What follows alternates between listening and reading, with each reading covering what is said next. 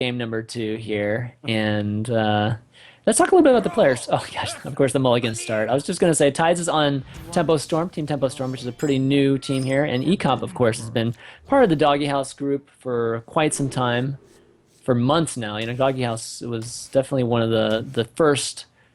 I don't know what you call it, practice groups or pseudo teams that formed in the Hearthstone community. Yeah, Doggy House was definitely a solid team. I mean, they're Okay. they're kind of transitioning to a more competitive team right now, also. Yeah. But definitely one of the kind of the old guard teams that we saw in Hearthstone. Yep. Okay. Looks like Tides is going to be running the Miracle Rogue here against the Ek0p Shaman. Ek0p Shaman is definitely more of a mid-range Shaman. You can see the Yetis there. We saw a pretty similar one from Strife Crow yesterday. And didn't get a chance to see this from Ek0p since he swept with his handlock. Yeah. I know, like I said, Ek0p favors Shaman a lot. And kind of surprised that we didn't see it yesterday from him, because he likes to lead with it. But as it turned out, he didn't even need to pull it out, so... see some hero power exchanges going on from both players. Yep. And some card draw. Alright, so he's got a Argent Squire. You can play with a Totem here on this turn. He could it's actually... kind of an interesting... Yeah, Yeah, he there could you have go. coin Yeti'd, but he decides to put 2 minions on the board instead. Yep, and I think that's that's probably the better play. yeah, and that's really the style of the Shaman. You know, making decisions like that instead of throwing out one big unit like that early on.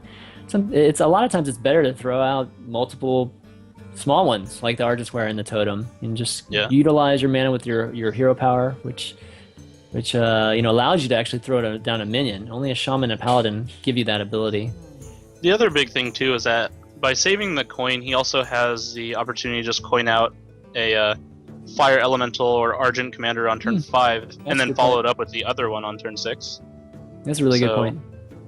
Kind of just smooths out all his plays from turn 4 on by saving that coin. Yeah.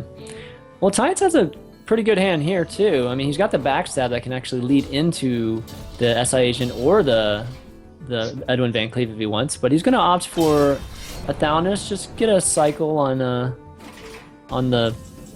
the actual Blood Mage Thalnos there, more so than anything else. Ooh, maybe not. Maybe not with the Earth Shock. Yeah, I mean, you could see something like Flame Tongue Totem Earthshock from Ek0p here. We could also see Yeti as probably a reasonable play as well. I think I'd want to get, well, maybe it's a little bit unnecessary to just throw down the Flame Tongue, especially facing a fresh weapon. I think I would save the Flame Tongue. I would go in with the Yeti and draw out those Eviscerates. You're going to get rid of the Blood Mage, so it's not going to be super easy to get rid of that Yeti without using a card or two. And he could Yeti coin into the Earthshock, but it looks like he's going to opt for the Flame Tongue play here. And it's possible that he just kills Thalnos with his own Spell Power Totem. But I guess he was thinking about using that Earthshock as well.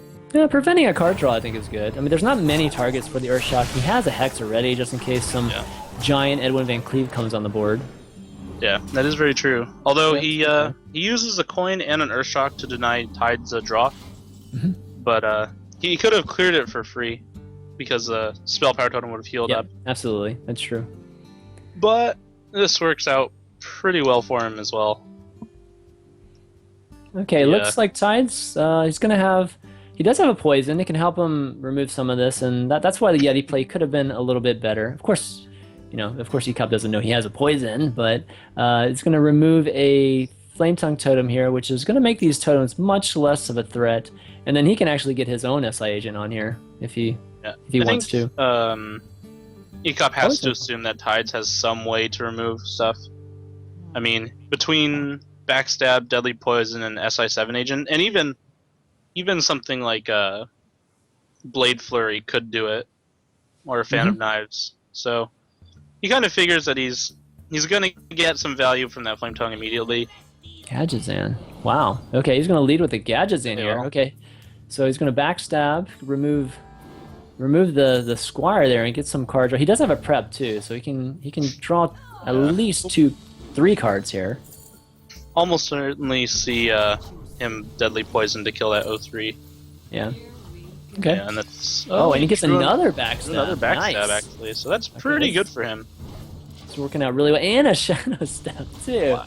This is going to be a really good turn for him. The real question is, I guess he just ended turn. Oh, he doesn't Shadow Step. Okay, he doesn't want to Shadow Step the Gadgetzan. He could have gotten a discounted Gadgetzan next turn with maybe an SI agent, but he's going to go ahead and give this Gadgetzan up. I'm pretty sure he knows it's going to be removed here. Yep. And Ek0p's probably just going to Hex and make another Totem. He might just Totem first. And if he rolls Spell Power Totem, he can Lightning Bolt. Yeah, definitely gives him the option of that. So that actually might be a little bit better. But it also, overloads him next turn. With the 3/6 drops in hand, you don't want to be replaying turn 5. So. That's true. So it doesn't play the Lightning Storm there, and goes with the Hex. There's not many targets, so using a Hex on a Gadgetzan is definitely a good play. Is he opening with an SI with no combo there? He's got 2 SIs in hand. Yeah, so he does. Has to figure out the best way he wants to do this. It was kind of interesting. The Gadgetzan doesn't have as much value as it normally does because the only spell in his hand is Shadow Step. You don't see the giant. We already saw the flurry of spells from last turn, so his Gadgetzan didn't have as much value to him as it normally might, and that second one certainly doesn't have as much value as otherwise. That's why the Shadow Step on the last Gadgetzan might have been a nice play, but he's saving it for the big combo. I think he feels like he needs it. The Shaman hasn't even taken a single hit point of damage yet, so he could be right on with that assessment here. He is looking at some pretty decent minions and an Assassin's Blade, as well as part of the Leroy Shadow Step combos. So he's got a lot of potential damage in his hand. What do you think about... okay, so he's going to go with the double SI agent here. Okay. Yeah, I think that's probably correct. You get to save your charge on the weapon, and you put some pressure on the board and clear out a guy that, doesn't really matter, I guess, but it's still a 1/1 totem that can kill the frog. All right, so he gives the Fire Elemental a couple targets. Fire Elemental removes one of the SI agents, and okay, now he's got the Conceal, which can set up a really great cycling turn next turn here. But he's going to go ahead and remove the Heal Totem, and then I guess start the Gadgetzan here. Yeah, that's certainly a possibility. Gadgetzan and Conceal will.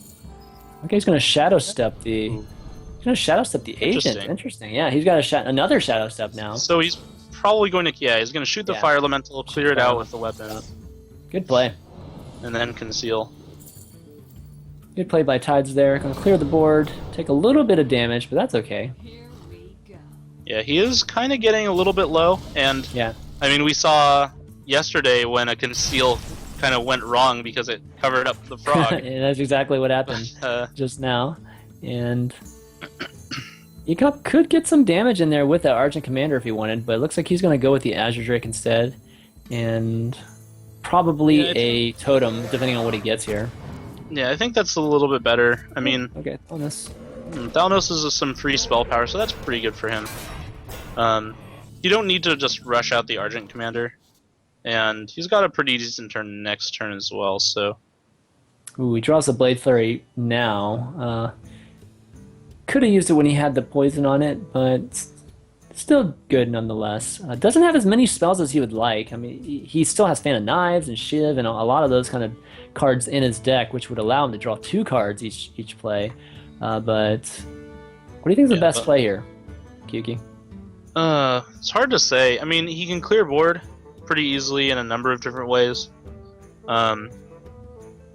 He could do something like just make a big Van Cleef. Go, go like hit the Taunt Totem, actually with the Gadgetzan, make a dagger, hit for 1, actually make a dagger, hit the Taunt Totem for 1, then Blade Flurry, trade the SI7 agent in for that Drake, and then play a pretty big Van Cleef. I think it'd be a I guess it'd only be a 6/6 or a 4/4. It'd only be a 4/4. Okay, so he's opting for a Shadow Step on the SI agent again. He actually Blade Flurried his Assassin's Blade, able to remove the board again. But what do you think of that play? You know, I actually don't really like that play that much.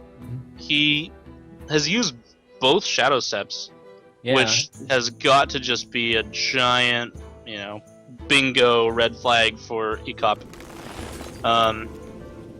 You know, he's had a turn to have that Gadgets in, and he's really not done a ton with it. So maybe he's just out of spells basically. Yeah. So Ek0p is just gonna remove the board and be under no pressure whatsoever. Yep, Ek0p removes the board pretty efficiently. Still got a lot of power in his hand with the Fire Elemental and the Yeti.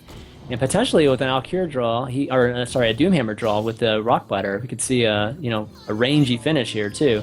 So looks like Tides is going to remove that Argent Commander and get a couple card draws. Got the Loot Hoarder too for a potential second draw. Downus comes on. It's going to remove the Azure Drake pretty easily with that Lightning Bolt. Yep. And it's kind of going back and forth here.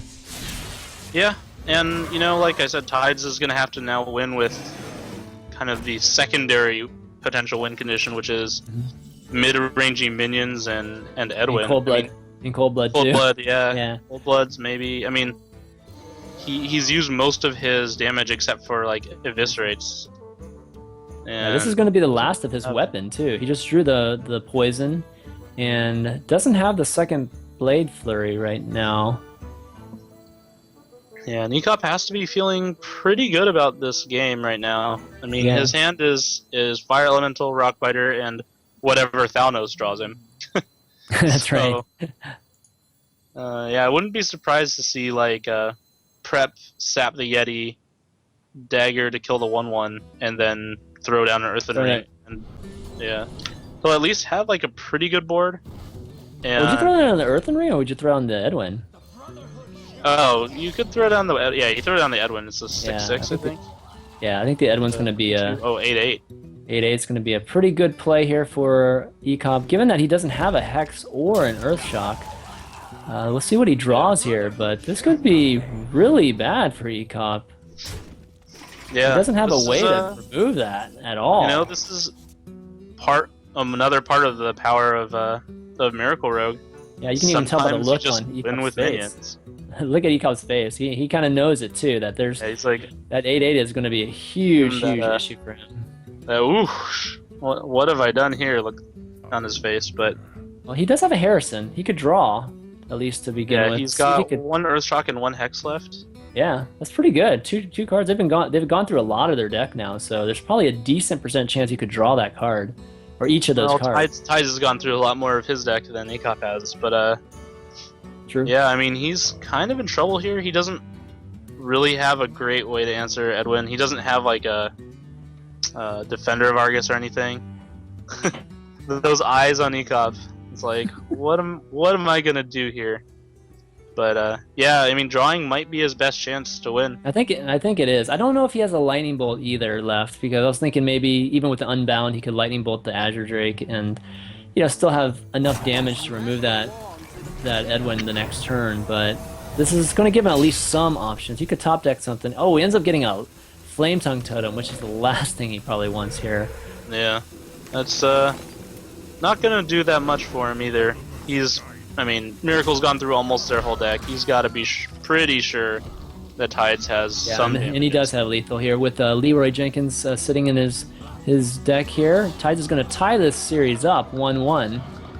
And it's going to be a tight one. I have a feeling this series is going to go to Game 5. I'm going to be an oracle here and say it's going to go to a Game 5 between these two players. Sandman making predictions. Making predictions. That's just an easy way to get killed on the stream chat. But